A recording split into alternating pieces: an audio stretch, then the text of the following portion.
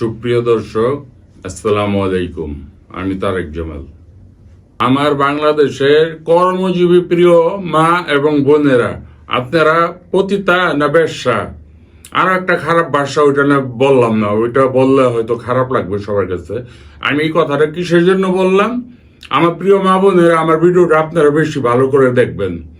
দেখা তারপর আমার প্রত্যেকটা কথায় যদি ভুল হয় আপনারা আমাকে বলবেন, আমি আপনাদের কাছে ক্ষমা চেয়ে নেব। আমার প্রিয় মা এবং বোনেরা, আপনাদের উদ্দেশ্যে বলছি আমার কথাটা শুনেন আপনারা। গতকালকে একটি ইসলাম নামধারী দল, জামাত ইসলাম বলে, তার আমির সুন্দর পাকা দাড়ি, সাদা দাড়ি, মাথায় টুপি দেয়, সুন্দর সুন্দর কথা বলে, এক একবার এক এক কথা বললে তিনি মানসিকভাবে ঠিক কিনা জানি না। অনেকে ডক্টর বলে, অনেকে মৌলানা বলে, কিন্তু উনি ডক্টরও না মৌলানা না, উনি ডাক্তার। উনি ডাক্তার, ওনার কোথায় চেম্বার আছে আমি জানি না, আপনারা জানলাম আর বললেন। উনি কি শুধু জামাতের আমির না কেউ ডাক্তার পাশ করছে, পাশ করে কোনো রুগী টুগি দেখে আমার জানা নেই। তো উনি একবার 5ই আগস্টের যখন শেখ হাসিনা দেশ ত্যাগ করে, তখন তারপরের দিনই উনি বলল আমি ক্ষমা করে দিয়েছি, আমরা ক্ষমা করে দিয়েছি, ওনাকে ক্ষমা করে দিয়েছি। উনি ক্ষমা করার কি? তারপর বললো কিছুদিন পরে, না না না না, এইভাবে তো নির্বাচন সম্ভব না, এই পরিবেশে তো নির্বাচন সম্ভব না। মানে একবার এক এক কথা বলে ওগুলি বাদে দিলাম, সময় লাগবে অনেক। আমি এখন আমার কথা বলি। গতকালকে টুইটার তার হ্যাক হয়ে গিয়েছিল কয়েক ঘন্টার জন্য। টুইটার হ্যাক হয়ে গেছিল, তারপর আবার কিন্তু ওই হ্যাক হওয়ার মানে উনি একটা পোস্ট করে হ্যাক করে দিয়েছিল। বলছে আমারটা হ্যাক করে, কে জানি হ্যাক করেছিল। উনি বলছে বাংলাদেশের কর্মজীবী নারীরা পতিতা, মানে বেশ্যা, এই কথা বলছে ওই জায়গায়। আর অনেক কথা বলছে, আমি সংক্ষেপে এটুকুই বললাম। আর এটার শব্দ কিন্তু একটা খারাপ, এটা কিন্তু ওনারা বলে বেড়াচ্ছে। এটার একটা আমার একটা খাস বাংলা একটা শব্দ আছে, ওইটা আমি না বললাম। আমার মা বোনের, আপনারা যারা চাকরি করেন, ব্যবসা করেন, বিভিন্ন কর্মসংস্থান করেন, আপনারা কি এগুলি? আমার জানা মতো তো না। আমি অনেক বড় বড় অফিসে যাই, আমার অনেক মা বোনকে দেখি নামাজের সময় হইলে তাদের যদি আধা ঘন্টা সময় দেয়, তারা দুপুরে লাঞ্চটা না করে, দুপুরে খাবারটা না খেয়ে তারা জায়নামাজ নিয়ে তাদের একটা নামাজের জায়গা আছে, ওই জায়গায় গিয়ে নামাজটা আদায় করেন। তাহলে এই কথা ওনার মুখ দিয়ে কিভাবে বলে যে বাংলাদেশের কর্মজীবী নারীরা পতিতা? আবার ইসলামিক দল জামাতে ইসলামী নাম দিচ্ছে, তাদের মুখে অবশ্য শোভা পায় কথাটা। তাদের মুখে শোভা পায় এই জন্য 1971 সালে তাদের ভূমিকাটা আপনারা যারা বর্তমান প্রজন্ম না দেখেছেন, আগে যারা দেখেছেন, বৃদ্ধ এখন হয়ে গেছেন, তারা জানেন। 1971 সালে 25শে মার্চ রাত্রে যখন বাংলাদেশে পাক হানাদার বাহিনী হামলা করে, বিভিন্ন আমাদের প্রথম রাজারবাগ পুলিশ লাইনে হামলা করে, বিভিন্ন স্থাপনাগুলি ঘুরিয়ে দেয় হামলা করে, তারপর থেকে 9টা মাস বাংলাদেশের মুক্তিযোদ্ধারা, মুক্তিকামী মানুষ অনেক ট্রেনিং দিয়েছে, অনেক কিছু করে যুদ্ধ করেছে। আর তারা কি করেছে? তাদের ভূমিকা কি ছিল? তাদের ভূমিকা ছিল বাংলাদেশ যাতে স্বাধীন না হয়, বাংলাদেশ যাতে পাকিস্তানি থাকে। সেই জন্য ওই পাক হানাদার বাহিনীদের কাছে যাদের যুবক ভাইয়েরা ছিল তখন, তাদের ঘর দেখিয়ে দিয়েছে, বাসা দেখিয়ে দিয়েছে। ওই পাক হানাদার বাহিনী তাদের ধরে নিয়ে তাদের মেরে ফেলেছে। এইভাবে আমাদের কিন্তু 30 লক্ষ মানুষ শহীদ হয়েছিল 71-এর যুদ্ধে। আর 2 লাখ মা বোন ইজ্জত হারিয়েছিল। এই 2 লাখ মা বোন ইজ্জত যে হারিয়েছিল, ওই পাক হানাদার বাহিনী এসে কি কার ঘরে কোন মেয়ে আছে, সুন্দর মেয়ে আছে, অথবা বিবাহিত মানে মাত্র বিবাহ হয়েছে, এই ধরনের বউ আছে, এটি চিনত পাক হানাদার বাহিনী? এই দলটি দেখে দিয়ে তাদের ইজ্জত হানি করেছে। তারা নিজেরাও করেছে, তাদের সন্তানেরাও করেছে, তাদের ভাইয়েরাও করেছে। এই দল যারা করেছে তারা সবাই করেছে। এই জন্য এটা বললে এখন আবার বলে আমার টুইটার হ্যাক হয়ে গেছিল, এই জন্য আমি বলছি উনি মানে বললে তারপরে এখন বলে হ্যাক হয়ে গেছিল। হ্যাঁ, আচ্ছা, আপনার টানে হ্যাক হয়ে গিয়েছিল। আপনাদের প্রত্যেক নেতা কর্মীদের তো একই ধরনের কথাবার্তা।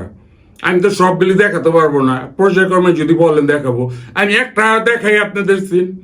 আপনাদের এই যে বরগুনা জেলা জামাতের জেনারেল সেক্রেটারি, উনি কি বললো কয়েকদিন আগে, দেখেন আপনারা, দেখেন মা বোনেরা, দেখেন। যে ডাকসুর মাদকের আড্ডা ছিল, যে ডাকসু বেশ্যাখানা ছিল, সেটা ইসলামী ছাত্র শিবির পরিবর্তন করতে সক্ষম হয়েছে। মা বোনেরা দেখেছেন উনি কি বলেছে? উনি কিন্তু জামাতের বরগুনা জেলার সাধারণ সম্পাদক। কি বলেছে? যে ঢাকা বিশ্ববিদ্যালয়ে ওনাদের কিন্তু ডাকসু নির্বাচনে জয়লাভ করেছে।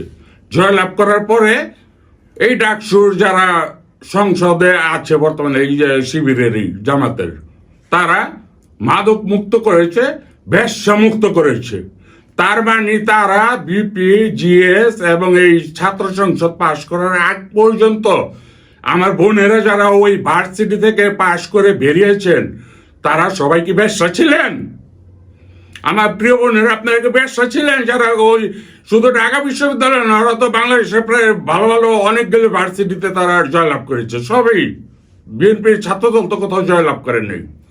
তো সুতরাং উনি যে বললেন যে যারা ঢাকা বিশ্ববিদ্যালয়ে পড়ালেখা করতো, মানে বর্তমানে যে ছাত্র সংসদ, তারা এসে বেশ্যা মুক্ত করেছে। তার মানে তারা আসার আগে ঢাকা ভার্সিটিতে সবাই বেশ্যা ছিলেন। আমার বোনেরা যারা লেখাপড়া করতো তারা সব বেশ্যা।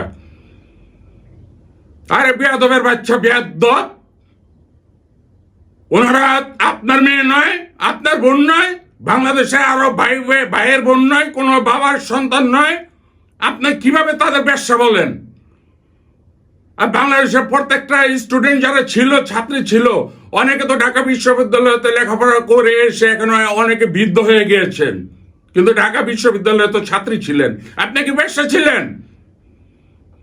আপনার তো অনেক পরহেজগার লোক ছিলেন, অনেক নামাজি লোক ছিলেন। ওই জায়গায় কি লেখাপড়া করলে কি বেশ্যা হয়ে যায় নাকি? আর আমার বাইরে কি সব মাদক আসক্ত, মানে সব মাদক সেবন করে, নেশাখোর? যারা লেখাপড়া করছে ঢাকা ভার্সিটিতে, আমার বাইরে কি নেশাখোর? আমার বাইরে তো কেউ নেশা করে না। যারা লেখাপড়ায় রায় করছে তারা ভালো ভালো সচিব হয়েছে, ও অফিসার হয়েছে, সেনাবাহিনীতে গিয়েছে, বিভিন্ন প্রতিষ্ঠানে তারা চাকরিও করছে, ব্যবসাও করছে। এই নেশাখোর হইলে এটা কিভাবে করতো? তাইলে আমি এটা দিয়ে আমি উদাহরণ দিলাম। তার মানে তার টুইট হ্যাক হয় নাই। ওনাদের আসলে দলীয় ভাষায় এটা তারা পতিতা বানায় দিচ্ছে সবাইকে। বাংলাদেশের নারী সমাজকে ঘরে বন্দি রাখার জন্য, ঘরে আটকে রাখার জন্য তারা ক্ষমতায় আসলে নারীদের বের হতে দিবে না। তারা ক্ষমতায় আসলে বাংলাদেশের নারীদের ঘর থেকে বের হতে দিবে না, আটকে রাখবে।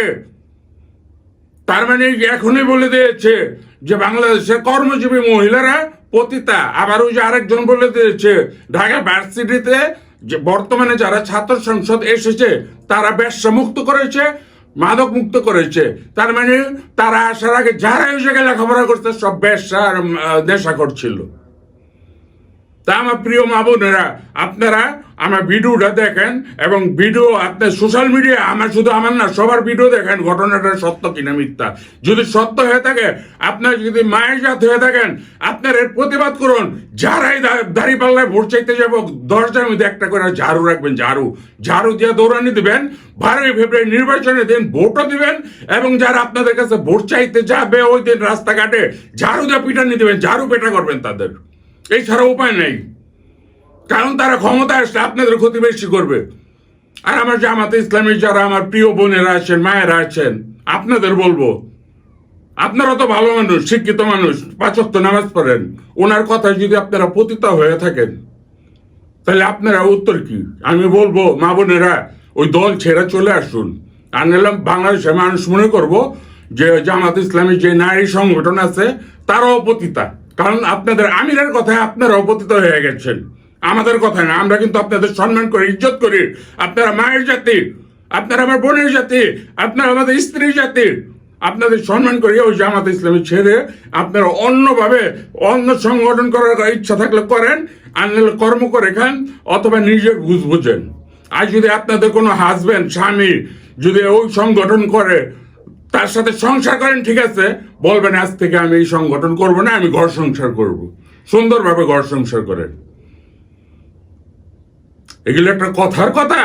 একবার চিন্তা করে দেখুন তো আপনারা। আমার মা বোনদের বানিয়ে দিচ্ছে পতিতা,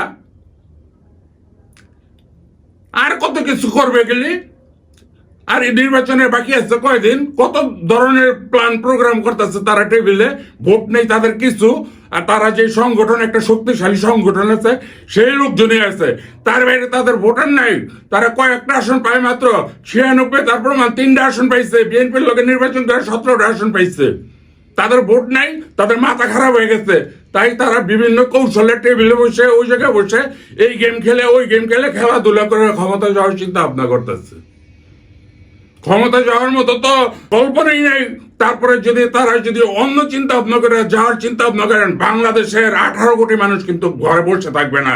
আপনার 12 তারিখ বিকাল বেলায় কিন্তু সবাই আপনাদের উপর ঝাঁপিয়ে পড়বে, আন্দোলন সংগ্রামের মাধ্যমে, শান্তিপূর্ণ আন্দোলন সংগ্রামের মাধ্যমে আপনাদের উচিত শিক্ষা দিয়ে দিবে। সুতরাং এখন থেকে সাবধান হয়ে যান, ভোট চান ভালোভাবে, সমস্যা নাই। যদি আপনারা কিছু আসন পান আলহামদুলিল্লাহ, সমস্যা নাই। আর এই সমস্ত আমাদের মা বোনেরা পতিত বানায়েন না, ব্যবসা বানায়েন না, আর ভাইদের নিশাখোর বানায়েন না, এগুলি করেন না।